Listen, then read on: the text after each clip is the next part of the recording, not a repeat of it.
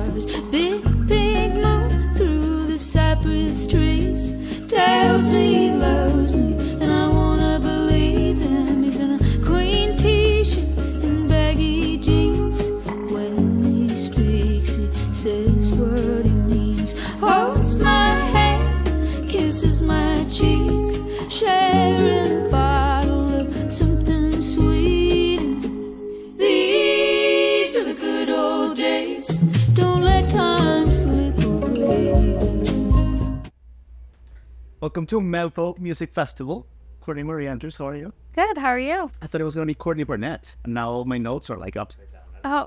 I'm kidding. It's such a great honor to talk to you. Yeah. You just killed an amazing set. Thank you. Let me ask you something, Courtney. When you are playing a set that is like sundown, golden hour, trees up, it's like really like natural in a botanical garden, say. As a performer, is it like a different mindset than in your play? I mean, if you're playing a room like I don't know, like the Basement East, even if it's the same set list, Yeah. with the same kind of like, I don't know, mindset. I think everything is a factor. Your mindset of just how you are in general, the place, everything environmentally changes performance and energy of a performance. Absolutely. I think everything comes into play. You are performing with the world in a way. Yeah. So. And how did it feel today? It felt very like natural, very like, very like connected with nature. Did it feel like that on stage as well? I think so. I wasn't, I guess, tangibly thinking too much about the trees, but I do appreciate when they're around. Yeah. Yeah. So when you say that, that's interesting, Courtney. When you're performing, do you kind of just like levitate, like do you kind of disconnect from the sun is hitting my face? There's a guy talking on the left. Are you kind of just like in the zone? I try and be in the zone, you know, when I'm performing a song, because I feel like it would be a disservice if I wasn't.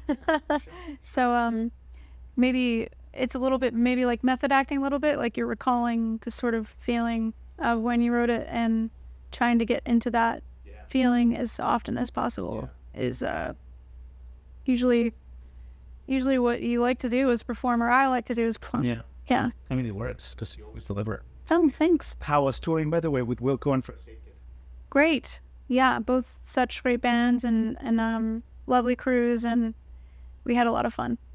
You've been playing for a long time. After all this time, when you tour with people like them and everything, or with our friend Katie Pruitt or whatever, do you still learn like new tricks from your friends when you see a song from them side stage or something? I think it would be incredibly naive of me to think that I know everything and there's nothing to learn. Always, yeah. I think observation and observing performance and observing even just the way somebody operates on tours, there's always something to be learned or to be taken away from. Yeah, to take away from it. Yeah. Sure.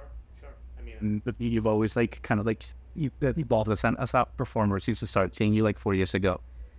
Speaking of evolving, you're writing, as you know, we're huge fans. Oh, thank you. Like your poetry book is like magnificent. Appreciation for Blue, gratitude for Blue, still sticks with us. Oh, thank you. What's the detail? You know, it's such a beautiful ode to something as simple as color blue, and you have so many beautiful like power of observation with your details. What is a detail that, you know, Courtney Marie Andrews in fall of 2023 is kind of like roaming around your head? Like a detail in the world? Yeah. Oh, man. I think I've been thinking a lot about seasons of life, like how not every season of life is like summer, you know? Sometimes you're in like 2 years of winter. Yeah. And I've been thinking about that and about how when you're a kid that you think that life is just like this sort of climb. Yeah, when I'm 40, it's going to be summer all the time, Right. You know? And I think I've been thinking more about life as a circular movement rather than like this linear climb. Yeah. What summer are you in right now? What season are you in right now? I would say cold, harsh winter. You're in a cold, hard winter. Yeah. Yeah, but it's like spring is on the horizon. And it's amazing what experience. Yeah.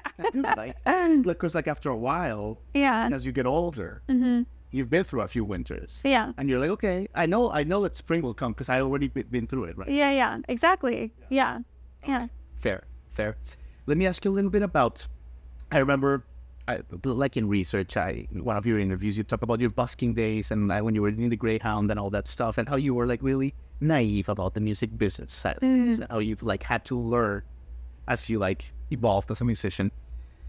What's your opinion on like everything that's happening with like the merch cuts, if you have any opinion, and how that's become a hot topic, and just like people kind of standing up for you know, artists cuts and all that stuff?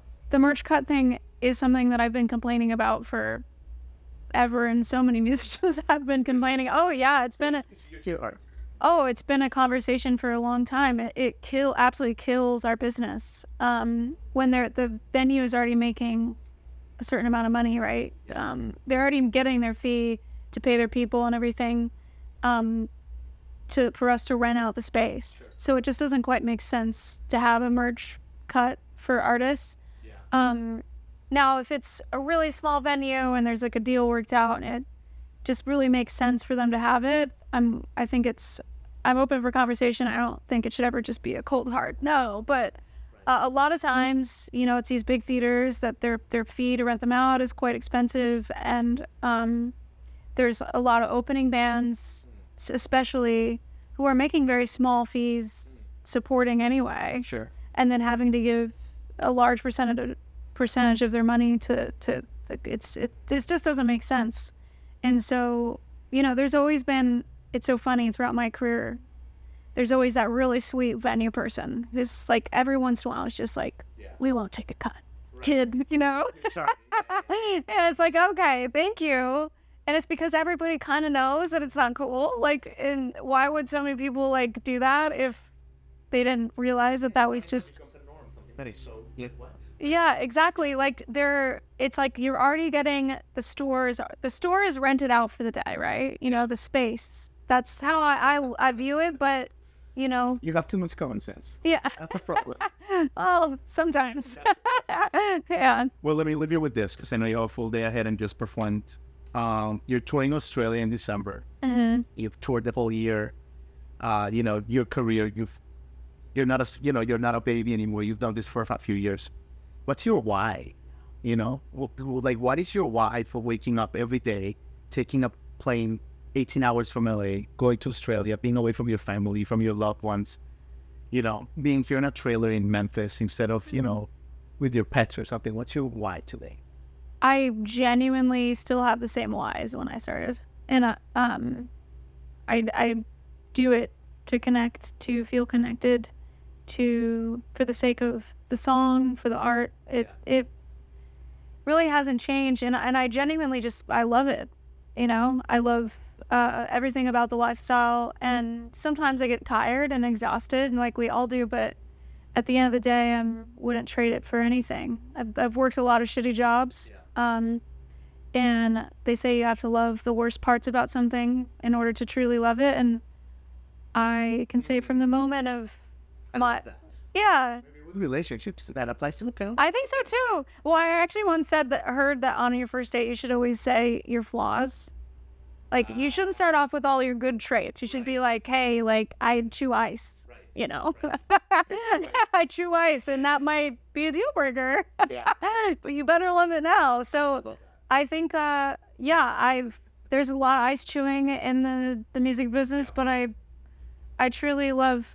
I think like Best Buy Thanksgiving, you know, that's every Thanksgiving I line up at 4 a.m. in Best Buy, like that, like take it or leave it. We're gonna continue. Yeah, you have to love, you know, you have to love it, and I truly do. I've done it since I was a kid, and the passion for performing and creating doesn't ever stop thrilling me, and it's saved my life over and over again. So I don't know what else to say without being too trite or cheesy. Yeah. If there's something you are recording or very cheesy, you have to every day. Thank you so much for your time. Well, thank you so much. Thank you for 17 Yeah. So we'll just continue this in Nashville. Yeah. Thank you.